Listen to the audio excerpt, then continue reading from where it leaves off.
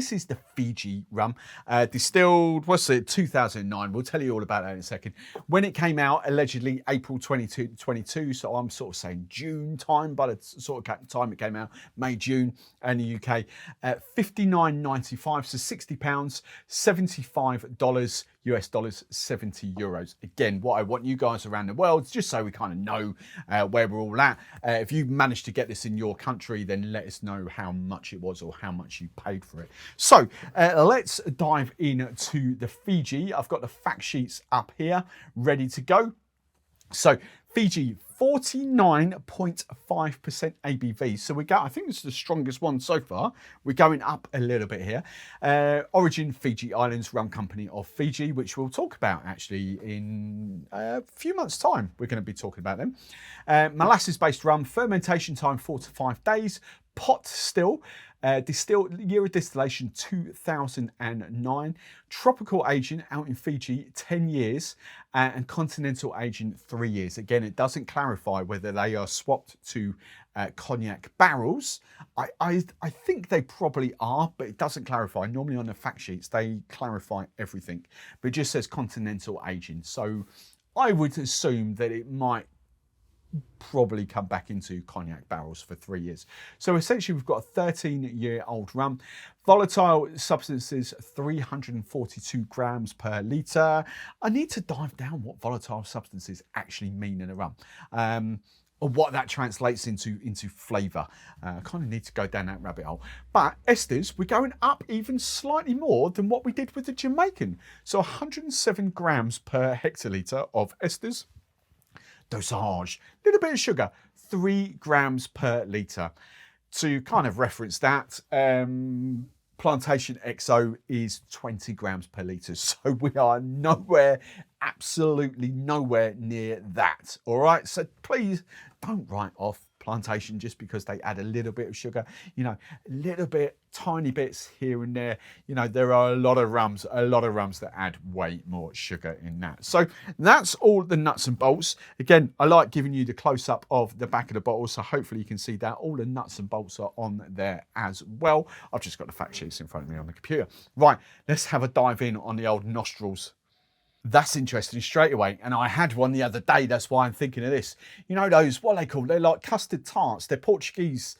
What they call pastel de nata? Is that what they're called? Like custard tart things. Anyway, that's what that reminds me of. There's a little bit of fruit on there as well. But it's this kind of custardy, pastry kind of thing going on. I'm going to call it custard tart. I tell you what, there's a little bit of alcohol there now starting to sort of kind of get me in the eyes when I smell that little bit. We've got, I'm struggling to pick much else on there. I want to maybe a little hint of almonds, because I think like Di Serono, like amaretto or something like that. But this sort of, I probably would say vanilla as well because of that whole custard tart thing going on. But I definitely get those sort of pastry kind of vibes. A little bit of banana-y fruit. It smells, this is the weird thing, it smells tropical to me without much tropical fruit going on, if that makes any sense at all to you. I'm really struggling to pick anything else off that. Just those three things. I'm looking at their tasting notes and they've got herbal, floral, French toast. Yeah, I don't really get that at all. So I'm just going to dive in, have a little sip.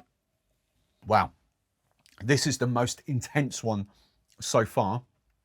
This is, how old's this? 13 years. That for me is every one of those 13 years old. That is rich. That is a robust.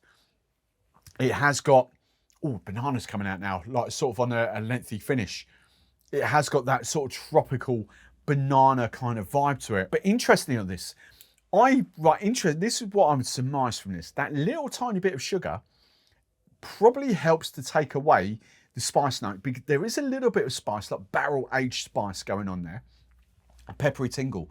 But I dare say that little bit of dosage just helps to sort of smooth out that sort of rough edges. I think without that, there is potentially that little bit of sort of rough edge that I'm not going to be overly appreciative of, for those of you that like follow me and kind of know my style of rums that I like drinking. So Yeah, there's a little bit of tropical note on here. It tastes very different to the Fiji that we've got behind here. If I can get it quickly and easily. Yeah, we can. It's like, it is very, very different to that. Very different. I can't even think of the age in this. I think this is pretty young. On there, it's not on the, oh, hang on. Where have we got? No, I forget how old that is, but it's very different. Again, this for me is, it screams quality. It really does scream quality. It's just a little bit too heavy for me. And I want to emphasize, because I haven't really said this in this series of videos, I'm not here to try and put you off. I'm trying, so when you watch a lot of my videos, you understand my palate. So if you think, well, actually, I do like a little bit of heaviness to my rums, that's how I'm trying to guide you.